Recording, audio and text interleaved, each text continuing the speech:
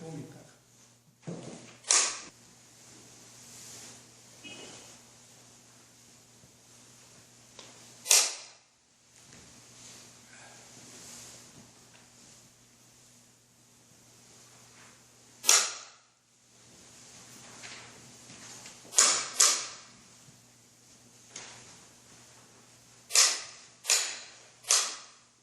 자리에 앉아주시고 입장 있겠습니다.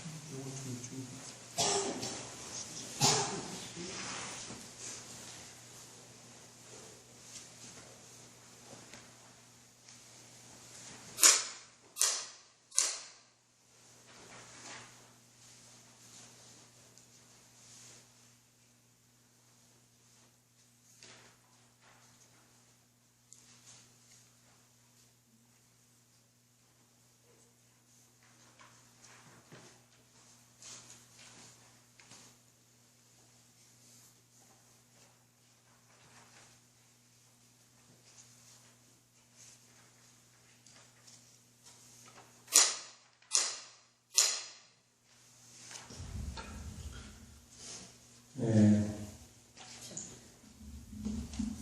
90평생을 사시고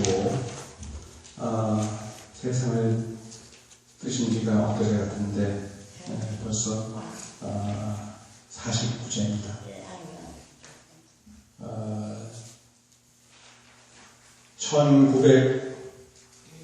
1924년 음력으로 12월 2일 날이나 12월 2일 날 태어나셨는데 생신 지나고 나서 얼마 되시다가 이렇게 세상을 떠나셨습니다. 만 90년을 사시고 조금 더 사신 다음에 가셨습니다. 그래서 제가 어제 제가 쓴 그 편지글이 하나 있는데 같이 읽어보시겠습니다. 여러분 같이 따라서 그냥 눈으로만 읽으시면 됩니다. 기포의 새벽 편지 088 동공. 나는 가끔 이런 생각에 잠깁니다. 세상은 관곽이야. 안널과 바깥널로 된 가장 완벽한 관이 맞아. 미국 영어에서는 너를 캐스켓이라고도 하지만 일반적으로는 커핀이죠. 따라서 안널과 바깥널을 묶어 우리는 관곽이라 하는데 영어에서도 같이 쓰고 있습니다. The inner and outer coffins. 관이 시신을 담는 안널이라면 곽은 그 관을 담는 바깥널입니다. 만일 세상이 관곽이라면 어떤 것이 관이고 어떤 것이 곽에 해당할까요? 모든 생명이 함께 공유하는 세계가 곽이라 이름 붙였을 때 사람들 세계는 관이 되겠죠. 사람들 세계가 곽이라면 그 속에서 나는 관일 것입니다. 우리는 나의 세계를 맴돕니다. 나와 내 집, 내 가족에서 평생을 맴돌며 살아갑니다. 이를 불교에서는 집가짜 집이라 하죠.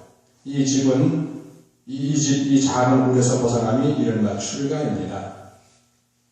출가와 가출은 글자를 바꿔놓은 데 지나지 않지만 의미는 크게 다릅니다. 가출은 집이 주어이고 서브젝트입니다. 나가는 수로동사입니다. 따라서 주어가 집인 만큼 다시 되돌아올 가능성이 높습니다. 가출은 다시 돌아올 수 있습니다. 그런데 출가는 나음이 수로동사이고 집이 목적어로 바뀌었죠. 오브젝트입니다. 주어와 목적어는 다릅니다. 따라서 출가는 가출과 달리 집으로 돌아갈 가능성이 낮습니다. 저처럼 이렇게 집을 나온 출가일 경우는 가출하고 달라서 다시 집으로 돌아갈 가능성이 낮다는 얘기입니다.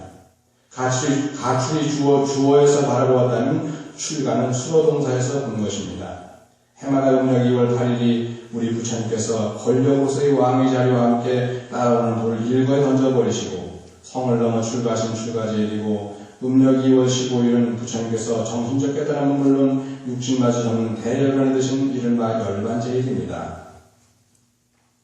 이 일해 동안을 우리 한국 불교계에서는 출가와 열반의 의미를 되새기고 특별 정신주간으로 삼아 보다 엄숙히 정진하고 있습니다. 지금 며칠 전부터 지금 계속 정진 특별 정신주간입니다. 불교에서는요. 부처님께서 출가하신 그 집의 의미가 무엇일까요? 글자가 내한 것처럼 집가자는 간머리 밑에다가 돼지 시자 썼습니다. 그래서 돼지우리 같은 것이 바로 집이라는 뜻이죠. 우리 속담에 이런 말이 있습니다. 뒷간은 멋으로 좋다고요. 옛날에는 먹는 공간과 누는 공간이 따로따로였습니다. 제가 어렸을 때 살던 집도 화장실과 변소하고 같이 사는 공간이 따로 있는 게 아니라 화장실은 따로 있었습니다. 사는 공간, 즉 리빙룸과 누는 공간이 같은 지붕 아래에 있다고 하는 것은 옛날에는 전혀 상상이 되지 않았죠. 하지만 요즘은 다릅니다. 모든 주택은 같은 지붕 아래서 사람의 손에 의해 손수 만들어지고 함께 머물다가 사라집니다. 주택을 타자해서 해석한 겁니다. 공간을 점유하는 하우스와 시간을 떠나는 아워지가 같은 어근을 갖고 있다는 것은 HOU라고 하는 똑같은 어근을 갖고 있죠. 생각보다 깊은 의미가 있습니다. 우리 몸에서 먹고 마시는 입으로부터 소화되는 시간을 거쳐 배설하는 요도와 항문에 이르기까지 시공간이 한데 어우러져 있음이 이게 과연 우연일까요? 사람을 비롯한 모든 생명체는 먹고 마시는 기관과 누는 기관이 따로 같은 몸에 있습니다. 먹고 마시는 입이 따로 있고 크고 작은 것을 누는 곳이 각기 다른 몸에 있는 것이 아니라 한 몸 위아래로 뚫려 있으면 아무리 생각해도 불가사의입니다. 우리가 돼지우리를 두고 같은 데서 먹고 싸는 것이라고 비하할 수 있지만 사람의 몸도 그러하고 사람의 집도 그러하듯 이 지구도 역시 마찬가지입니다. 어떤 음식물도 지구 밖에서 만들어진 게 없고 침과 콧물, 똥, 오줌 등 지극히 사소한 배설물까지도 지구 밖으로 내보내지 못합니다. 모든 게 지구 안에서 다 이루어집니다. 따라서 출가가 지닌 뜻은 외형적인 데 있지 않고 내면의 정신세계에 있습니다. 먹고 배설하는 것이 같은 시공 안에서 이루어지는 돼지우리 곧 집을 벗어났더라도 지구를 벗어나지는 못합니다. 비록 지구를 벗어난다 하더라도 태양계를 벗어나지 못하고 태양계를 벗어난다 해도 은하계를 벗어날 수 없으며 시공간의 세계인 우주를 벗어날 수 없습니다. 따라서 출가의 의미는 출가와 가주의 초월이고 번뇌와 지척으로부터 출가합니다. 나의 출가 40주년을 맞아 어제가 제가 집을 나와서 딱 40년 되고 오늘 머리끝까지 딱 40년 되는 날입니다. 오늘이 정확하게 한마디 더 붙입니다. 삶의 기준은 죽음보다 강하다. 3월 29일 2015년 곤지암유저 선천입니다. 제가 아프리카에 가 있는데 아프리카 그 킬리만자로 이 밑에 가면 이제 그 마랑구라고 하는 타운이 있어요. 마랑구 타운이 있는데 그 마랑구 타운이 인구가 한 2, 3천 명 정도 이렇게 살아요. 이제 그 위로 올라가면 더 많이 사는데, 그 마라나구 타운에 딱 그 관 만드는 집이 하나 있어요. 관 만드는 집. 근데 관 만드는 집을 이렇게 보니까 관 그림이 이렇게 되어 있고, 위에 코핀스라고 되어 있어요. 코핀. 여기 앞에 맨 첫 번째 보면 코핀이라고 되어 있죠. 아니요, 커피하고 코핀스하고 커피하고 똑같지 않은데 그랬어요. 어근이 같은 거예요. COFF 나가니까. 그래서 아니 마시는 커피하고 이 관하고 같네. 제가 그 생각을 했어요. 그래서 제가 지금도 이 관이라고 하는 영어를 안 잊어버리는 게 거기서 너무 충격을 많이 받았습니다. 어떻게 마시는 커피하고 사람이 죽어서 들어가는 그 관하고 어떻게 어근이 똑같지? 그 커피, 우리가 마시는 커피도 COFFE잖아요. 근데 이건 COFFIN으로 뒤에가 IN으로 끝나긴 하지만 어근이 비슷한 거예요. 그래서, 야, 이게 참 특이하네. 그래서 제가 그 킬리만자로 거기 2009년에다가 제가 커피나무를 좀 심었습니다. 커피나무를 좀 심으면 커피를 이제 한 2년 정도, 한 3년쯤 되면 커피를 땁니다. 굉장히 빨리 따죠. 왜냐면 열대 지방이다 보니까 1년 내내 여름만 있는 거예요. 그러니까 뭐 금방금방 자라죠. 2년 정도면 커피를 땁니다. 제가. 커피를 따는데 커피 열매가 어떻게 되냐면 겉에는 파란 빨갛게 이렇게 이제 익어요. 익는데 그걸 딱 벗겨내게 되면 마치 우리 그 앵두나 이런 것처럼 속에 씨가 또 들어있습니다. 겉껍질은 우리가 먹잖아요. 앵두 같은 거는요. 뭐 저것도 그렇잖아요. 자두나 복숭아도 겉껍질 우리 아주 겉껍질 말고 그냥 그 속 살을 먹잖아요. 그리고 나서 안에 씨가 따로 있는데 커피는 겉껍질을 버립니다. 그리고 안에 씨처럼 생긴 그 씨 자체가 하나의 그 뭐죠? 그 자체가 우리가 늘 볶아서 갈아서 먹는 커피입니다. 그걸 보면서 이게 겉껍질과 속껍질이 있으니까 이게 바로 커피이구나, 그런 생각을 했습니다. 커피라고 하는 말은 그래서 영어로 커피라고 하는 말은 관을 뜻합니다. 근데 우리는 관하고 곽을 달리하죠. 관은 어떻게 해요? 나무변에다가 벼슬 맞춰서 씁니다. 다른 상 관이에요.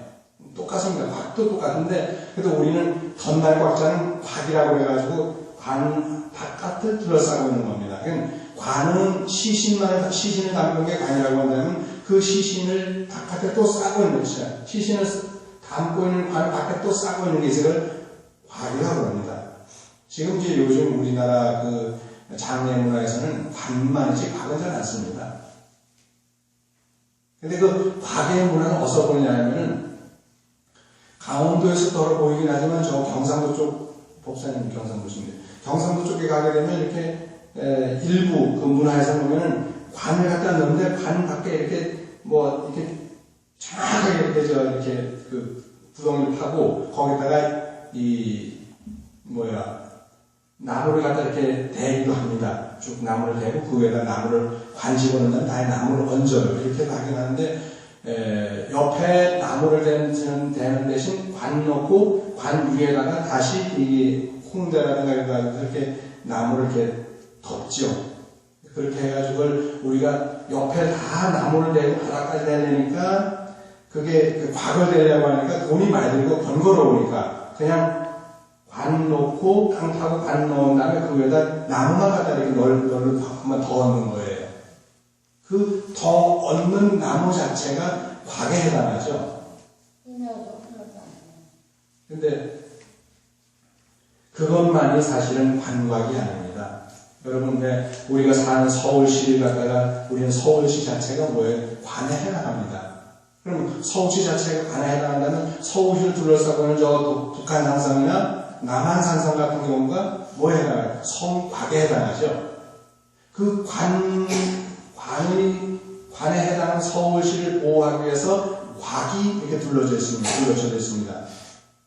그러니까 남한 산성이나 북한 산성 같은 그런 이 도시를 보호하기 위해서 쌓아놓은 석축 어떤 그런 곽은 갖다 곽이라고 하지 관이라고 하지는 않습니다. 성곽이라고 하지 성관이라고는 안 합니다. 성곽 그러면 성이 바로 관이고 곽은 곽에 해당하는 거죠. 그런데 성이라고 하는 것도 뭘로 되어 있어요? 흑토변의 이룰성자가 성이거든요. 제성자가 흑토변의 이룰성자가 있기 때문에 이렇게 옛날부터 이렇게 울타리를 치거나 할 때는 흙을 베어서 쌓았다는 얘기입니다. 근데 그것만 가지고 이렇게 한 어떤 생명의 세계를 다 보호할 수 없으니까 나중에 돌을 깎아가지고 돌로 성벽을 했죠. 물론 그 전에는 다 나무로 했습니다. 돌이나 이런 걸 깎을 수 있는 그런 기술이 발달하기 전에는 나무를 가지고 울타리를 만들고 나무를 가지고 성체를 만들기 때문에 그래서 다 나무변에다가 성자나 관자나 각자가 다 되어 있는데 어쨌든 간에 성곽이라고 하는 것은 우리의 삶을 떠나서 존재하지 않습니다. 저는 어느 날 이렇게 가만히 여기 썼습니다. 나는 가끔 이런 생각이 합니다. 하는데 이 세상이 관곽인 거예요. 이 세상이 관곽입니다. 근데 이 관곽으로부터 벗어나는 게 뭐냐면 바로 출가라는 얘기입니다. 근데 우리 모든 사람들이 과연 출가할 수 있을까요? 출가 못합니다. 결국은 이 사바세계, 결국 살다가 사바세계에서 갑니다. 저도 제가 집을 벗어나서 한국에 나와 있지만 머리는 삭발을 하고 이 모양을 하고 있지만 그러나 몸뚱아리 어디 있어요? 결국은 사바세계 여기를 벗어나지 못합니다. 우리가 사바세계를 완벽하게 벗어날 수 있는 길은 뭐냐면 죽음이라는 것입니다. 죽음을 통해서만이 완벽하게 벗어날 수 있기 때문에 그래서 죽음의 세계를 갖다가 바로 출가로 본 겁니다. 죽음의 세계야말로 출가입니다. 고 초계후인 정란시 어르신께서 49일 전에 세상을 하직하셨다고 한다면 이미 그때 이 어르신께서는 우리가 살고 있는 이 관이라고 하는 세계, 관의 세계를 벗어나신 것입니다. 어디로? 저 벗어나서 극락세계나 아니면 다른 세계로 후를 떠나가신 거예요. 다시는 이 공간과 시간이라고 하면서 얽매이지 않고 후를 떠나가신 겁니다. 우리가 살아가는 사바세계를 떠나게 되면 극락세계는 시간과 공간 개념이 사실은 없습니다. 물론 제가 아미타경에서는 그런 말 안 썼지만은 사바세계를 벗어나게 되면 사바세계라고 하는 것이 이 지구를 얘기하는 것이 아니라 우리 관념상의 모든 세계를 다 포함합니다. 이 세계를 벗어나게 되면 시간을 벗어나고 공간을 벗어나기 때문에 그것이야말로 출가하는 얘기죠. 그래서 부처님께서도 도를 깨달아서 완벽한 부처님이 되셨지만 나중에 열반하셨을 때 열반 중에 음력 2월 보름날 사상수화에서 열반을 드셨을 때 그래서 그 분의 시신이 부처님의 시신이 다비장에서 다 불을 타서 한 줌의 재로 남았을 때 물론 사리가 나왔습니다만 그렇게 됐을 때 우리는 그 부처님의 몸을 갖다가 무여열반이라고 합니다. 더 남을 게 없는, 남기지 않고 완벽하게 없어져 버린 거예요. 남은 것이 완벽하게 사라져버린 건 열반이다. 무여열반이면 없을 무자 남을 여자. 남기지 않고 다 육신까지도 다 버렸다는 겁니다. 근데 우리 한국의 문화는 무여열반은 어렵죠. 네, 다 매장을 하니까. 정말 깔끔하게 하려면 화장보다 좋은 건 없습니다. 화장이 가장 깔끔하고 좋은데 그러나 문화가 매장 문화를 아직은 우리가 선호하다 보니까 그냥 매장을 하는 거예요. 그러다 보니까 우리는 살면서 더는 돌아가신 분이 우리가 생각하기에는 육신에 집착한다고 보는 겁니다. 그래서 불교는 그걸조차도 다 털어버려야 되기 때문에 불교에서는 매장보다는 화장을 권하죠. 화장을 권하면 뒤끝은 깨끗합니다, 사실은. 그렇다고 물론 매장에다가 다 뒤끝이 안 깨끗한 건 아니지만은 일반적으로 불교에서는 매장보다는 화장을 권함으로 해가지고 무여열반을 지향한 그런 세계를 얘기를 하고 있죠. 그랬을 때 이 육신에 대한 집착을 불을 털어버리시고 극락세계로 가시는 겁니다. 그렇기 때문에 우리가 매장을 하시는 분에 대해서는 더 열심히 기도를 많이 해드릴 수밖에 없는 게 아무래도 육신의 집착이 있거든요. 그래서 그 육신의 집착을 떨어버리라고 해서 더 열심히 독경을 해드리고 더 열심히 기도를 많이 해서 이렇게 후를 털어버리고 하시라고 이렇게 하는 것입니다. 출가라고 하는 얻는 의미는 그래서 굉장히 중요합니다. 출가라고 하는 게 그 집가자가 돼지우리잖아요. 집가자가 간머리 밑에다가 돼지 시자 썼습니다. 돼지라는 게 뭐예요? 지가 거기서 먹고 거기서 싸고 거기서 잠자고 다 하지 않습니까? 사람은 그래도 어때요? 사람은 먹고 마시는 데 따로 있고 화장실 따로 있는데 요 돼지라고 하는 놈은 그냥 그 자리에서 먹고 싸고 다 하는 거예요. 같은 공간에서 합니다. 그것도 우리는 먹을 때 따로 있고 먹는 시간 따로 있고 누우는 시간 따로 있잖아요. 뭐 요즘 화장실 가서도 뭐 이렇게 핫도그 가서 먹는 사람도 있다고 하다만 잘 모르겠고 했으면 그렇지만 돼지는 어때요? 입으로 먹으면서 뒤로 싸요. 또. 그것이 섭취하는 그 시간과 배설하는 시간이 동시에 같은 공간에서 이루어진다고 하는 걸 봤을 때 집이라고 하는 것은 굉장히 의미가 심량한 얘기입니다. 그러니까 부처님께서 집을 떠나라. 집을 떠나라. 그 집이라고 하는 것이 우리가 꼭 돼지우리를 욕하는 것만이 아니라 돼지우리라고 하는 것 속에는 뭐냐면 그만큼 우리의 번뇌망상이 아주 많이 가득 차 있다는 거예요. 돼지우리 지저분하잖아요. 그 지저분한 게 뭘까요? 바로 번뇌망상이죠. 내 몸뚱아리에서 나간 거니까 내 똥도 내 오줌도 내 몸에서 나갔으니까 집착하는 거예요. 내 몸뚱아리에서 나가는 거에도 집착하지 않는 게 있는데 모든 생명은 내 몸에서 나가는 것도 집착을 합니다. 그러다 보니까 이거 내가 넣은 건데 내 똥인데 내 오줌인데 집착하는 거죠. 그런데 사실 말이 그렇지 그렇게 하겠습니다만 집착하는 거는 돼지는 실제 집착 안 합니다. 그런데 사람이 집착하는 거예요. 자기가 다 모든 걸 다 필요 없는 걸 다 그렇게 내놓고 나서도 그걸 또 집착하게 다시 주워담는 게 사람이죠. 사람은 집착이 아주 강한 그런 아마 지구상에서 가장 집착이 강한 동물이 바로 아마 사람일 것입니다. 제가 아프리카에 오래 살았지만 그 세렝게티 같은 데를 가게 되면은 그 동물들이 아주 그 맹수들이 아주 이렇게 그 있지 않습니까? 근데 특히 사자나 이런 경우는 보면은 아무리 앞에서 이렇게 먹이가 왔다 갔다 해도요, 배가 부르면 사냥을 안 합니다. 배가 부르면 사냥을 안 해요. 근데 배가 불러도 사냥하는 게 있어요. 어떤 거? 표범이라든가. 약간 그 사자보다는 그 밑에의 맹수 중에서, B5 중에서 약간 밑에 것들이죠. 그런 것들은 왜냐하면 자기도 더 센 놈이 와가지고 자기 먹을 체갈까 봐서 먹이를 재워둡니다. 사냥을 해가지고 그 먹이를 갖다가 표범 같은 경우는 나무 위에다가 가지를 더 얹어놓고 싹 와가지고 먹어요. 나중에 가서 또 있다가 놀다가 잠 자다가 와서 다시 거기 와서 또 먹고 그래요.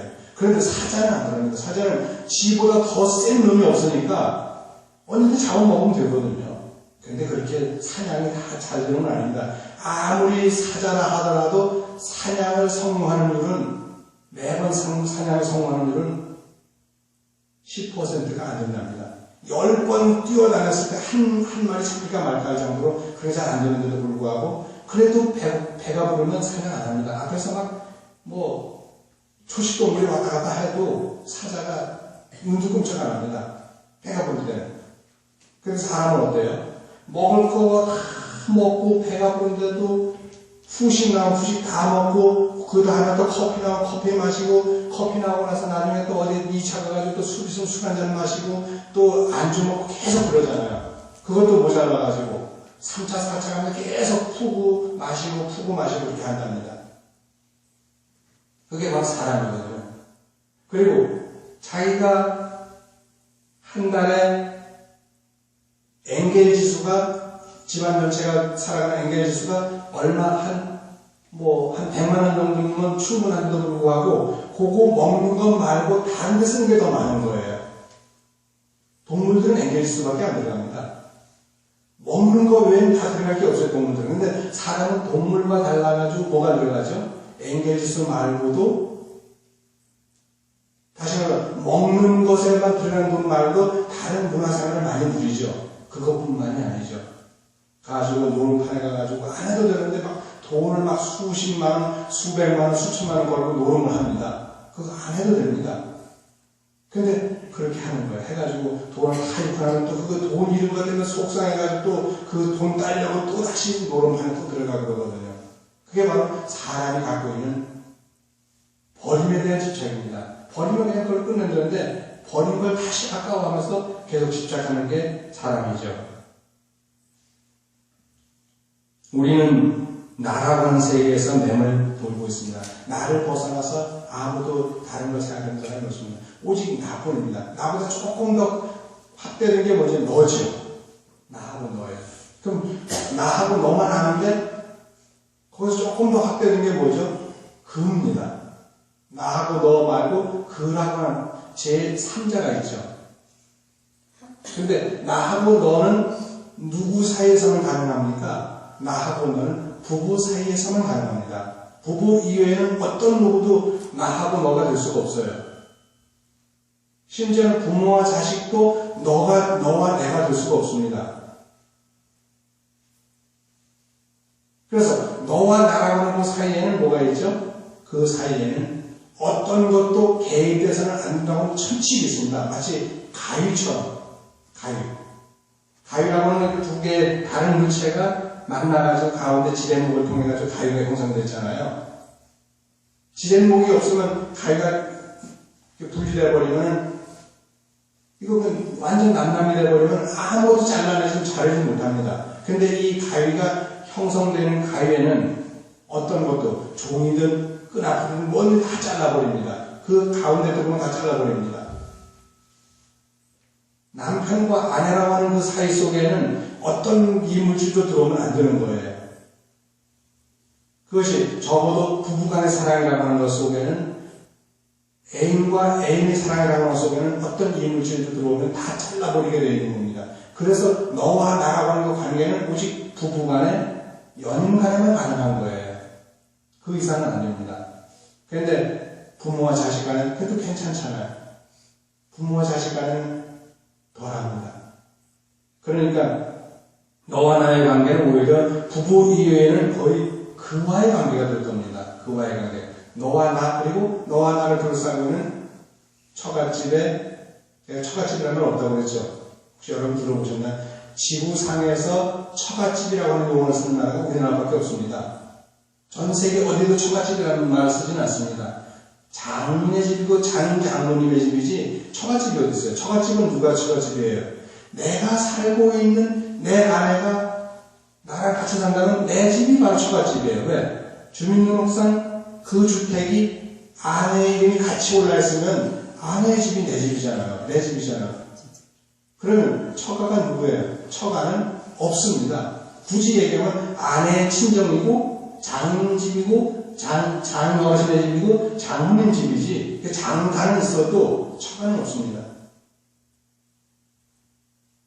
그런데 우리는 영어에도 없는 처갓집, 중국에도 없는 처갓집, 일본에도 없는 처갓집, 우리나라에서만 처갓집이라는 단어가 있어요.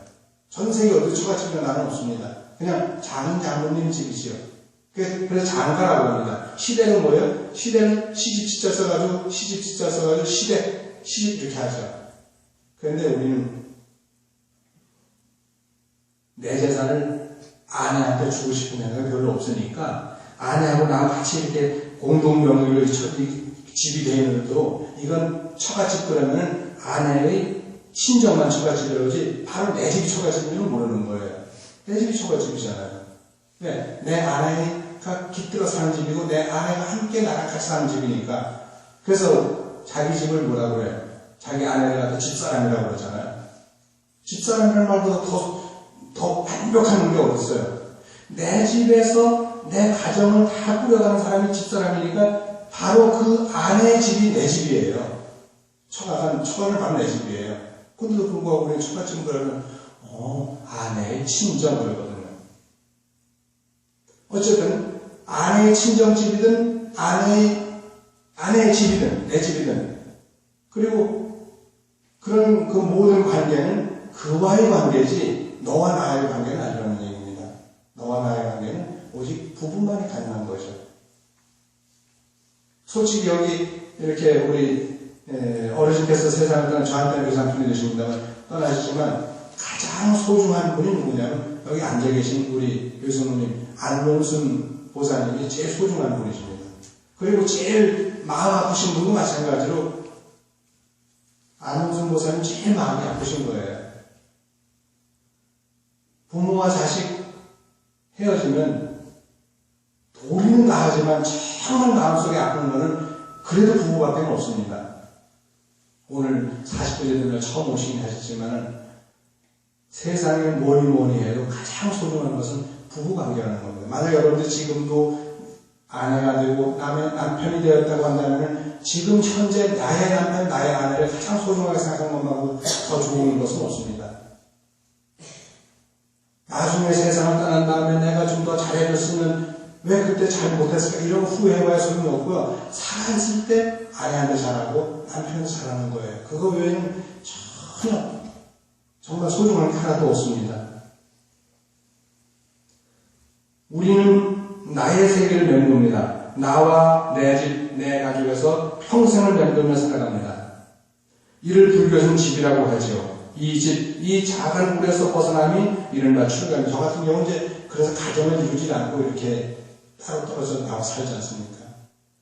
그러다 보니까 그 작은 집을 버리고 무슨 집? 큰 집을 택한 거예요. 그래서 큰 대자 집까지 하면 대가가 되는데 아마 절집 아니면 절이 아마 대가일지도 모르죠. 근데 중국어에서는 대가 그러면 따자 그러면 여러분 이런 뜻이죠. 따자 여러분 이런 뜻입니다. 따자가 대가 그래가지고 무슨 이제 두 가지 의미가 있습니다. 대가 그러면 아주 큰 인물 또 따자로 큰 인물도 됩니다. 근데 성조가 달라요. 근데 따자, 보통 따자, 어웨이 이러면 결국은 다 이제 여러 번 이런 뜻이긴 한데, 어쨌든 그걸 떠나가지고 큰 집입니다. 부처님의 집안은 큰 집이죠. 왜? 혼자 사는 집이 아니라 모든 성현이 함께하고, 모든 신이 함께하고, 이 속에 여기는 살아있는 사람만이 아니라 세상을 떠나가는 모든 그러한 영혼들도 함께 여기 이 집에 같이 있습니다. 살아있는 사람만이 아닙니다. 그리고 여기에는 부처님도 계시고 불보살님이 다 계십니다. 그래서 여기는 큰 집입니다. 큰 대자 집가자 큰 집이죠. 이 큰 집을 향해서 벗어났는데 진짜 큰 건 뭐냐면 눈에 보이는 큰 집이 아니라 마음의 세계입니다. 그래서 정말 우리가 이렇게 살아가는 세계로 우리가 작은 집이 큰 집이 얘기합니다만 진짜 큰 집이 뭘까요? 진짜 큰 집은 우주입니다. 우주. 지부자는 공간을 의미하고 지수자는 시간을 의미하죠. 제가 그 다음 페이지에 보게 되면 우주라고 하는 것에 우는 스페이스고 주는 타임이라고 했습니다. 우는 스페이스, 공간이에요. 주는 시간입니다. 왜? 우가 어떻게 해서 한문을 보게 되면 지부자 밑에다가 한문 밑에다가 큰 우자 써가지고 크다는 것은 뭐죠? 공간을 의미하는 겁니다. 그리고 지주자는 간머리에다가 말미암을 유자 썼습니다. 말미암다는 게 뭐죠? 무엇으로부터 어떻게 이렇게 진행되어가는 말미암다는 시간의 의미가 있어요. 그래가지고 우는 스페이스고 주는 타임이라고 해가지고 우주 자체가 시간과 공간을 이렇게 얘기합니다. 타임 스페이스를 갖다가 우주라고 이렇게 얘기를 하는데 이 우주의 세계가 바로 성곽이고 이 우주의 세계를 벗어나는 것이 바로 진짜 출가인데 우리 우주 벗어날 수 없잖아요. 그래서 부처님께서는 말씀하시기를 3개가 다 화택이기 때문에 그 3개의 화택을 벗어나는 길은 마음을 깨달아가지고 마음의 세계에서 3개의 어떤 관념 자체를 지워버린다고 하면 어려운 얘기가 되거든요. 오늘은 왜 이렇게 어려운 얘기만 하지? 어려운 얘기만 하면 제가 정말 말을 쉽게 하기로 유명한 사람이거든요. 근데 오늘은 이상하게 많이 어려워지네. 제가 이제 돌아오는 내일 모레 이제 그 4월 2일부터 매주 목요일마다 불교 텔레비전에서 이제 강의를 합니다. 오전 11시부터 12시까지 강의를 하는데 그때 하는 그 강의 내용이 바로 아미타경을 읽는 즐거움의 내용입니다. 근데 거기서도 이런 얘기가 나오긴 하겠지만 전 사실 강의 정말 쉽게 하는 사람입니다. 근데 오늘 이상이 어렵네. 왜? 돌아가신 분이 저한테 먼 촌수가 아니고 삼촌이라면 아주 가깝잖아요. 어머니 다음에 아버지 다음에 가장 가까운 분이 뭐예요? 아버지 어머니가 저한테 1촌이라면은 그 1촌보다 조금 먼 게 뭐냐면 2촌이죠. 형제간이죠. 아버지